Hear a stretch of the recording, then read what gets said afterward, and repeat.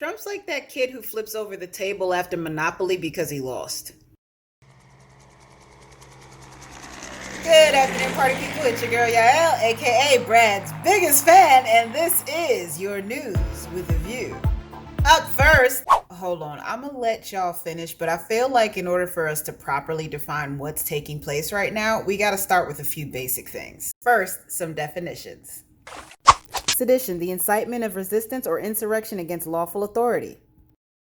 Treason, the offense of attempting by overt acts to overthrow the government. Now with our definitions out of the way, we can continue. Our top and only story today is Trump's impression of a mafia boss has gone viral. That's right, multiple media news outlets can't stop talking about the call heard around the world between President Trump, aka Mafia Don, and Georgia's Secretary of State, Brad, our hero, Raffensperger. I have never been prouder of a white man named Brad in all my life. The January 2nd call, Trump is heard begging the Secretary of State to, quote, find 12,000 votes. We have won this election in Georgia based on all of this. And there's nothing wrong with saying that, Brad. He seriously needs to accept that he lost and just get over it. Trump used his infamous brand of mathematics to pull numbers out of his ass that even Secretary of State Brad had to go, well, Mr. President, the challenge that you have is the data you have is wrong.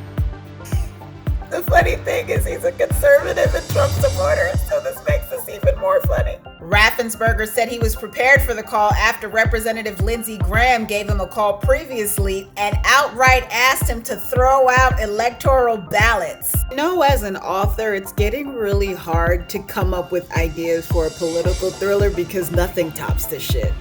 Raffensperger went on record today to say that he was removing himself and his office from counting the ballots as they may have a conflict of interest after the call. I love Brad. I really do. All jokes aside, this is a serious fucking problem. This is the kind of political move usually reserved for countries without a firm constitution. This isn't supposed to take place in well-established democracies. And what's more disturbing is the fact that he's gaining support from GOP leaders because Trump keeps inciting his rabid-ass followers on Twitter. Now you can go into the comment section on these articles that are posting about the call with active transcript, and they're saying somehow this was planted. Even down to the few tweets on Twitter that didn't have a problem with the fact that the president committed sedition and treason on a phone call. It had plenty to say about the person who leaked the information. I read about Watergate in high school, and I thought, wow, that was fucked up. What Trump did was worse than Watergate. He actively sought to abuse his power and overturn a fair and free election, all because he can't accept the fact that he lost. Whether it's because he's trying to avoid prosecution or a number of other charges that people are bringing up, doesn't fucking matter. The point is, one of the most powerful men in the free world who runs on a system based on democracy wants elected officials to go ahead and chuck democracy out the window so he can stay in power. And he has a rabid, growing fan base who's willing to watch him do it. I thought I was a conspiracy theorist before for suggesting the idea, but the closer we get to January 18th, the more a possibility of Donald Trump pulling a Robert E. Lee and seceding from the United States to remain president doesn't sound that far-fetched.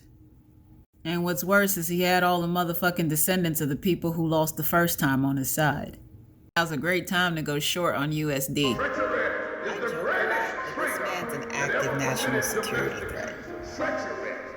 I get the bulk of my news from TMZ, Twitter feeds, CNN, and a couple of other places. But if you see something you want me to cover, don't be shy.